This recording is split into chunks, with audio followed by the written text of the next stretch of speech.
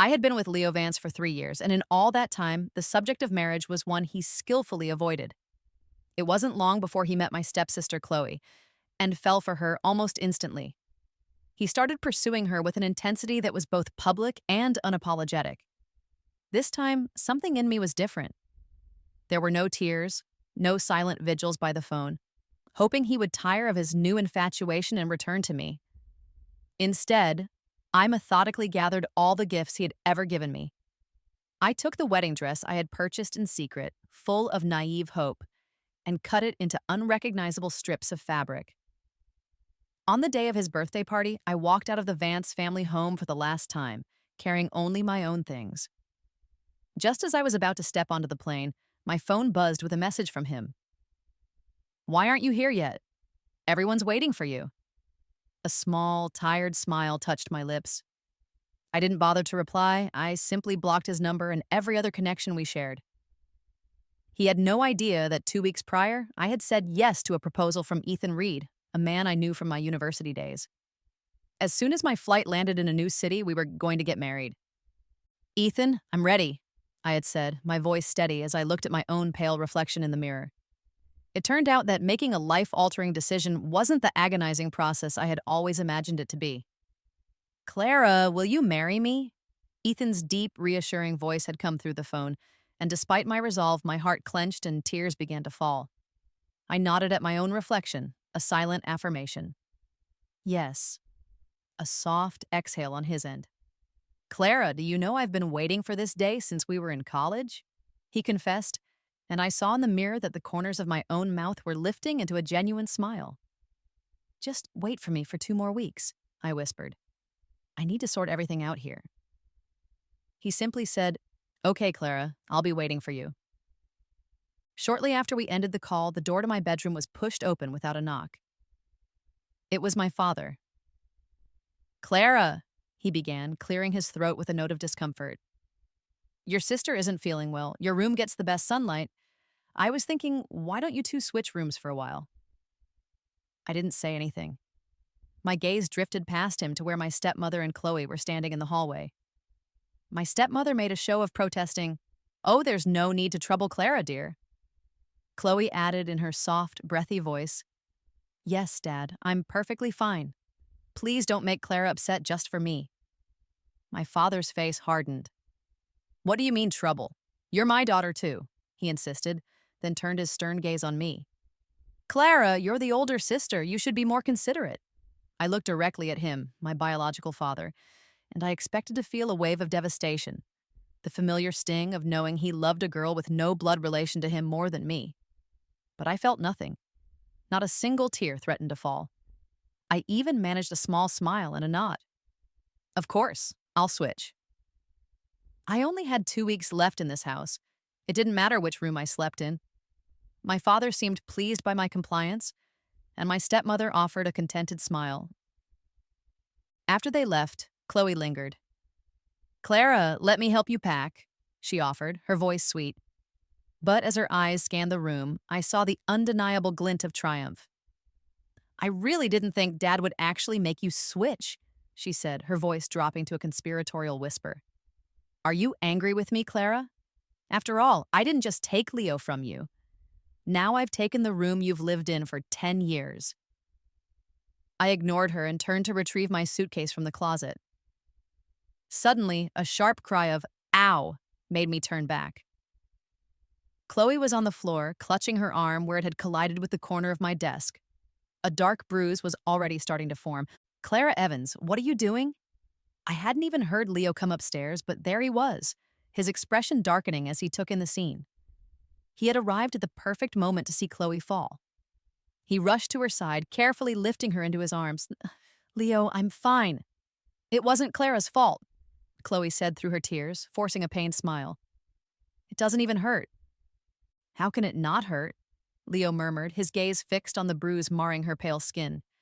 His eyes were full of tender concern. But when he looked up at me, that softness vanished, replaced by a cold, sharp anger.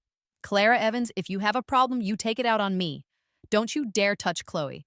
Her life has been hard enough. She's not like you, born with every advantage, pampered and protected from any real hardship." I had thought I was immune to him, that my heart had finally built a wall he couldn't breach. I truly believed I wouldn't cry over Leo Vance again. But I was just an ordinary person, not made of iron or steel. The man I had loved for 3 years, the boy I had grown up alongside, had fallen for another girl in a matter of days and was now painting me as some kind of monster. I didn't want to cry. I wanted to laugh at the absurdity of it, but my eyes filled with tears against my will. Leo Vance, I said, my voice trembling slightly. We've known each other for so long. Do you honestly not know what kind of person I am? His brow furrowed, and for a fleeting second, his expression wavered. But then Chloe began to sob again. Leo, please don't fight with Clara because of me. It's my fault. She has every right to be angry. His gaze hardened once more, turning to absolute ice. You're just jealous, he said, his voice low and cutting. Jealous that I love Chloe, that I treat her well, that everyone cares about her. Clara Evans, you've changed. You've become twisted. He finished, then turned and carried Chloe away. I watched them go, and as their figures disappeared down the hall, I realized my tears had already dried. Perhaps that was for the best. I had shed enough tears for Leo. From this day forward, he would no longer have the power to break my heart. That same evening, the group chat we shared with our mutual friends lit up with activity. Leo had posted a message. Suddenly feel like getting married. What should I do? The chat immediately erupted. Leo, are you finally going to marry Clara? Time to start calling her Mrs. Vance. Congratulations, Mrs. Vance. When's the big day? The messages flooded in. I was about to type a reply to clarify that I was not the bride-to-be and that his sudden marital urges had nothing to do with me, but he posted again before I could. What are you all talking about? I never said the person I wanted to marry was Clara Evans. He then added Chloe to the group and tagged everyone. Look closely, this is your real future Mrs. Vance. The chat, once buzzing with excitement, fell completely silent. After a long, awkward pause, Leo broke the silence again. What's wrong? Say hello to your new sister-in-law. One by one, a few people typed out hesitant greetings to Chloe. I considered my options for a moment, then sent a single message. Congratulations. Wishing you both a long and happy life together. Immediately after sending it, I quietly left the group. Less than a minute later, my phone was ringing. It was Leo. Clara Evans, get over here right now. You know the place, our old spot. Why? What for? I asked, my voice flat. To apologize to Chloe, he said, his tone cold and demanding. Why should I? You abruptly left the group chat? Do you have any idea how that makes her look in front of our friends? I don't want people talking badly about Chloe. I'm the one who likes her. I want to give her a proper place in my life. She's innocent in all of this. She shouldn't be branded a homewrecker because you acted on impulse. I thought I was past letting him affect me, but a surge of anger made my chest ache. My fingers trembled as I held the phone. Leo Vance, I said, my voice shaking. How can you treat me this way? What gives you the right to bully me like this? You were the one who was unfaithful. I did nothing wrong. I even congratulated you. Wasn't that enough? I fought to keep my voice steady, but a sob broke through. There was a long silence on his end before he finally spoke. Clara Evans, I'll let it go this time, but I hope you remember that Chloe is innocent. Don't take your anger out on her. Don't hurt her. The call ended. I sat on the cold floor of my room, my body trembling. On the nightstand, a photograph of my mother smiled warmly at me. And then the tears came, a sudden, overwhelming flood. I grabbed the framed photo, hugging it to my chest, pressing my face against the cool glass as I wept. It felt as if the woman in the photograph was grieving with me, her heart breaking for her daughter. I knew I couldn't keep crying. I didn't want my mother, wherever she was, to see me like this. As soon as her Memorial Day passed, I would take the few things she had left me and leave this city forever. Chloe moved into my old room. I didn't take hers, instead finding an unused guest room to stay in. The blanket the housekeeper provided was thin and smelled of dampness. I pulled it over myself and tried to sleep. It was only for a few more days. I just had to endure it a little longer, and then it would all be over. But the next morning, when I went downstairs, I found that the small altar in the side hall where my mother's photo and daily offerings were kept had been completely desecrated. Her photograph was on the floor, the glass of the frame shattered, the image itself scuffed with dirty footprints. The offerings were scattered, and Chloe's small dog was chewing on them. Chloe herself stood nearby, clapping her hands and laughing. For a moment, I stood frozen as all the blood rushed to my head. Every ounce of composure, every rational thought simply vanished. I acted without thinking, grabbing a nearby vase and throwing it in the dog's direction. It yelped and scurried away. Chloe let out a piercing shriek as a shard of the shattered vase grazed her arm. Clara! What are you doing? How could you attack your own sister? My father's voice boomed. Chloe ran to him, crying, Dad, help me! Clara tried to kill me. You've gone too far, Clara, my father yelled. Can't you see what happened? I screamed back, my body shaking with a mixture of grief and rage. Tears streamed down my face. She ruined Mom's memorial. She threw her photo on the floor. My father glanced at the mess, his brow furrowing in annoyance. Even so, you should not have resorted to violence. You hurt someone, Clara. Dad, Chloe whispered, her face pale. My dog accidentally knocked everything over. I was going to apologize to Clara, but she came downstairs and just attacked me. She threw a vase at me. She held up her bleeding arm for him to see. Maybe Mom and I should just move out. It's just a dog. It doesn't know any better, Dad said, then turned his glare back to me. But you, Clara, don't you know any better? He suddenly raised his hand and slapped me hard across the face. The shock of it was so complete that I didn't even move. He seemed startled by his own action for a moment, but he didn't apologize. He simply turned and led Chloe away to tend to her wound. I watched them go, the burning sting on my cheek a dull throb. As the tears finally came, I let out a bitter laugh. I understood completely now. There was no place for me here. In the middle of the night, I was jolted awake by screams. My door was kicked open and my stepmother rushed in, crying hysterically. Before I could even process what was happening, she slapped me. How could you be so cruel? It wasn't enough to hurt her during the day. Now you want to kill her? She collapsed into my father's arms, sobbing. She knows Chloe is allergic to peaches. She deliberately had someone pour peach juice all over her bed. She's trying to murder our daughter. It's okay now. Don't cry, my father soothed her, his gaze on me filled with a cold, suppressed anger. Luckily, Chloe took her medicine in time. She'll be fine. He looked at me. Clara, you have truly disappointed me. I want you to move out tomorrow. Your presence in this house is causing nothing but chaos. My stepmother's sobs immediately quieted. I looked at the man before me, the person who was once my closest confidant, my protector, my father. He used to love me more than anything, but that had all changed. I felt like a character in a story whose fate had been rewritten, leaving me with nothing. I had fought it, resisted it, cried over it, but now I was finally awake. The bond between us was irrevocably broken. The day I moved out, my father told me, after your mother's memorial is over, I'll come and bring you back home. I didn't reply. After they were gone, I carefully burned every photograph I had of myself with Leo and then every photograph of myself with my father. Finally, I took out the wedding dress. I had bought it 3 years ago, right after Leo first told me he loved me. It was the dress of my childhood dreams, the one that made me feel like a princess. Now, I destroyed it with my own 2 hands. Next were the gifts from Leo. There were small, thoughtful trinkets and expensive pieces of jewelry. I set aside the valuable items and asked my best friend Maya to hold on to them.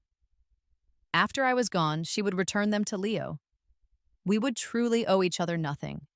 The rest, the little things meant to bring a smile, I packed into a box to be thrown away without a second thought. I had once treasured them, but now I felt nothing. Lastly, I wrapped my mother's photograph carefully and placed it in my suitcase. Without a backward glance, I left the house I had called home for 10 years. Just as I stepped out the front gate, Leo's car pulled up. I didn't look at it, but it stopped beside me anyway. The back window rolled down, revealing his handsome face. My eyes swept past him as I kept walking. Clara Evans, he called out, his voice sounding slightly off. Where are you going, dragging two large suitcases? I was already having trouble walking and had no desire to make small talk with him. I kept moving. He suddenly got out of the car. Do you want me to have my driver give you a ride? No, thank you, I said, sidestepping his hand as he reached for me. He grabbed my wrist. Clara Evans, why are you being so stubborn? If you just cried a little like you used to, maybe I'd feel sorry for you again. I pulled my hand free and looked at him, my expression calm. Leo Vance, there's no need for that anymore. There's no need for me to cry and no need for you to feel sorry for me. I'm tired. I'm done. Fine, do whatever you want, he said, a strange twist to his lips. But I could see the disbelief in his eyes. He was so accustomed to me waiting for him, forgiving him no matter what he did. As I walked away, I heard Chloe's sweet voice. Leo, you're here. She ran to him, linking her arm through his. Are your allergies better? He asked, his voice softening as he brushed a strand of hair from her face. She smiled up at him. Much better. She gave his arm a little shake. Leo, don't be angry with Clara. It's my fault for being so frail. If my health wasn't so poor, Dad wouldn't have asked us to switch rooms, and she wouldn't have gotten so upset. How is any of this your fault? He said, his tone protective as he shot a look in my direction. He pulled her into his arms. Let's go inside. We don't want you getting sick again. I watched them walk into the house, their forms pressed closely together. My heart felt like a calm, still lake. There wasn't a single ripple. After my mother's Memorial Day, my father never came for me. And just like that, it was Leo's birthday. In previous years, I would have spent weeks planning, but this time, I had done nothing. At 5 in the evening, I was on my way to the airport. My phone buzzed with messages. It was my father. Why aren't you here yet? Your aunt and I have arrived. Clara, you need to be gracious. Leo will be family soon. If you don't show up, people will talk.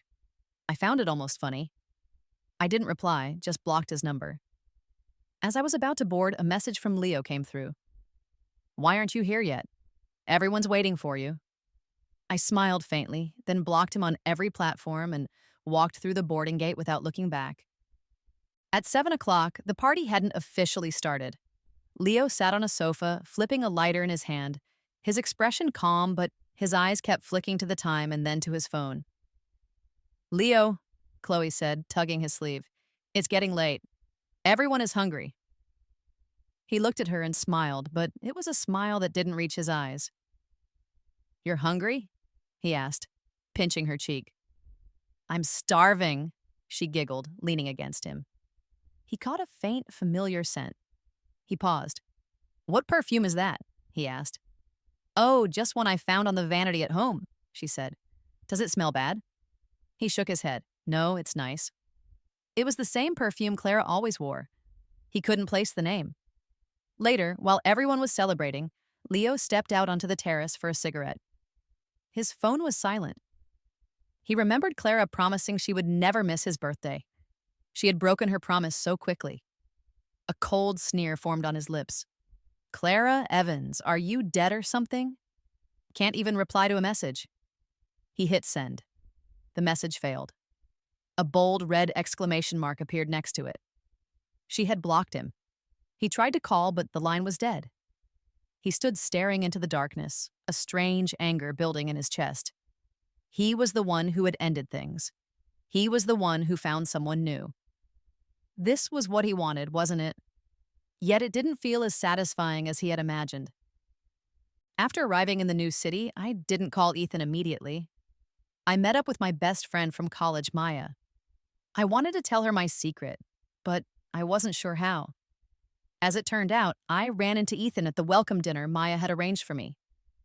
He was standing at the entrance to the private room, dressed in a black business suit, his coat draped over his arm. He looked even more handsome and composed than I remembered from our university days. He was no longer just a former classmate. He was my fiancé. My face grew warm, and I looked down, my hands suddenly clammy. Maya, however, was thrilled. Ethan, what are you doing here? I had a business dinner nearby, he said, his eyes finding mine across the room. He paused for a beat before continuing. I hope you all don't mind if I join you. Of course, no one minded. He was warmly welcomed and took the empty seat directly across from me. I kept my head down, not daring to look at him, but he didn't let me hide. Clara, it's been a while, he said with a smile. My head snapped up, my face flushing as I met his calm gaze. I managed to stand and raise my glass. It has been a long time, Ethan. We clinked glasses and he held my gaze as he took a sip. As I sat back down, Maya nudged me. Something is definitely going on between you two, she whispered. His eyes haven't left you since he walked in. I bit my lip, trying to calm my racing heart. We hadn't seen each other in years, and our only recent contact had been a few phone calls. We hadn't even held hands. Later, one of the other women at the table asked, Ethan, do you have a girlfriend? Maya chimed in. If you're single, what about our Clara? She's gorgeous and smart. You two would be perfect together. I was so embarrassed I could feel the heat on my face. Ethan's calm voice cut through the teasing. That's enough, Maya. Don't make fun of Clara. She's a bit shy. He smiled but didn't deny her suggestion. I snuck a peek at him and he was looking right at me. I quickly looked down again as my phone lit up with a message from him. Wait for me after dinner. I'll drive you. My heart pounded. When the dinner was over, I waited for him in the hotel lobby. That's when I got a call from one of Leo's friends. Clara, what have you been up to? We haven't seen you. Just busy with personal things, I said politely. Listen, don't hang up. It's about Leo. He's in a really bad mood, drinking a lot. He might end up in the hospital again. You should call Chloe. The voice sighed. He kicked Chloe out. We all know he still has feelings for you, Clara. He regrets everything. Stop, I said, my voice flat. Leo and I are over. His life has nothing to do with me. Please don't call me about him again. Just as I finished, I heard a commotion, like the phone was being snatched away. I was about to hang up when Leo's voice came through, arrogant and cold. Clara, it wasn't my idea to call you. Then I'm hanging up, I said. Clara, he said again, his voice different this time, heavy with something I hadn't heard before. If this had happened in the past, I might have softened, but now his problems were not mine. I ended the call and then proceeded to delete the numbers of all his close friends from my phone. Clara! I looked up to see Ethan standing nearby, bathed in the warm light of the lobby. He started walking towards me, his steps a little unsteady. Are you okay? Did you drink too much? I asked, rushing to support him. He nodded. Just a bit of a headache. We staggered towards his car, and as we reached it, I lost my balance and fell into his arms. The scent of wine mixed with his familiar sandalwood cologne. Flustered, I tried to pull away, but he held me tight. Clara, just let me hold you for a moment. I'm not dreaming, am I? You're really here. He cupped my face, his breath warm against my skin. In his tipsy eyes, I saw a deep, complicated sorrow. Ethan, you're not dreaming. It's me. Before I could say more, his lips gently pressed against mine. It was a soft, tentative kiss. He pulled away almost immediately, seeing the surprise in my eyes. He took my hand and helped me into the car. He raised the divider, creating a private space that only made me more nervous. But then he let go of my hand. Don't be afraid, Clara. I'll wait patiently until our wedding night. I lowered my head, my face burning. After a moment, I looked at him and said softly, Okay. Leo Vance was drunk again. He couldn't figure out why he felt so empty. Maybe it was realizing that he had grown bored of Chloe, or maybe he was starting to miss Clara's quiet, gentle presence. He had allowed his friends to call her, but her refusal had angered him. She had just hung up. She didn't come.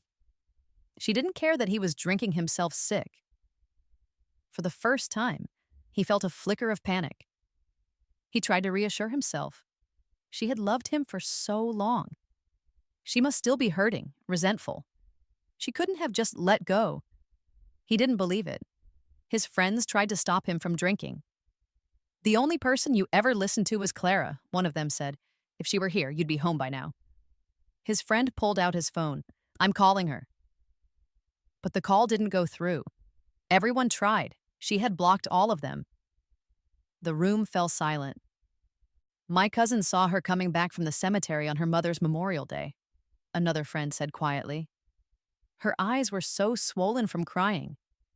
Leo remembered the day she moved out, dragging 2 large suitcases from the home that should have been hers. He had been so easily swayed by Chloe's youth, and he had abandoned Clara without a second thought. All he could see was the final look she gave him, completely emotionless, as if he were a stranger. He stood up abruptly, intending to leave, just as the door opened and Chloe walked in. "Leo," she said softly, "why are you drinking so much?" As she took his arm, he caught that familiar perfume again. His heart jolted. "What is that smell?" he asked. "The same perfume as last time," she said, smiling. "If you like it, I'll wear it every day." His face suddenly changed. He shoved her away. "Leo!" she cried out, stunned. He looked at her, his voice calm but filled with a terrifying rage. He raised his hand and slapped her hard across the face. "You hit me," she whispered, tears welling in her eyes. He sneered. "Aren't you allergic to peaches, Chloe? Didn't you tell me Clara tried to kill you with peach juice?" He stepped forward and grabbed her by the collar. "Did you forget? You're wearing Clara's favorite perfume, the one I bought for her. The middle notes are white peach and gardenia. How is it that you've never had a reaction while wearing it every single day?" Chloe's face went white. She trembled, speechless. "It was all a lie," he said, his voice flat with disgust. He let her go and she collapsed to the floor. "I must have been blind to fall for someone like you." He turned and slammed the door. His driver sped to Clara's old apartment building. The lights were off. He rang the bell, knocked until his knuckles ached, but she never answered. A neighbor finally called building management, and that's when Leo learned that Clara had moved out long ago and had already put the unit up for sale. Where had she gone? There was only one terrifying thought in his mind. He had lost her. He had lost her forever. The truth about Chloe and her mother's manipulations came to light. The housekeepers at the Evans estate confirmed Clara's story. The day Chloe and her mother were thrown out, disgraced, and humiliated, Leo stood in the garden, staring at a bed of withered crabapple blossoms. Mr. Evans had tried to contact me, but I hung up every time. I had taken my mother's inheritance and left, leaving the Evans family business an empty shell. As the 2 women were being thrown out, screaming and crying, Lily clung to the gate. "Leo, you can't do this to me. I'm pregnant. The baby is yours." He felt nothing but revulsion. "I never touched her," he said to Mr. Evans, whose hair seemed to have turned white overnight. "I swear it." "That's good," Mr. Evans breathed, looking old and broken.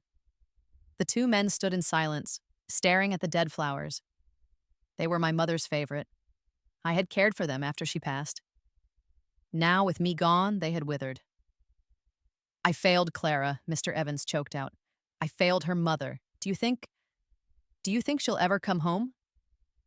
Leo didn't know how to answer. He knew the truth, but he couldn't bring himself to say it. They both knew what kind of person I was, and they had both treated me with inexplicable cruelty. My wedding to Ethan took place the following spring. Maya was my only bridesmaid. I didn't invite anyone from my old life, but somehow the news traveled. On the day of the wedding, both my father and Leo showed up. Ethan came to me while I was getting my makeup done. "How do you want to handle this?" he asked. I looked at our reflection in the mirror. In my wedding dress, beside him in his tuxedo, we looked right. "I don't want to see them," I said softly. He nodded. "Okay, I'll have someone ask them to leave."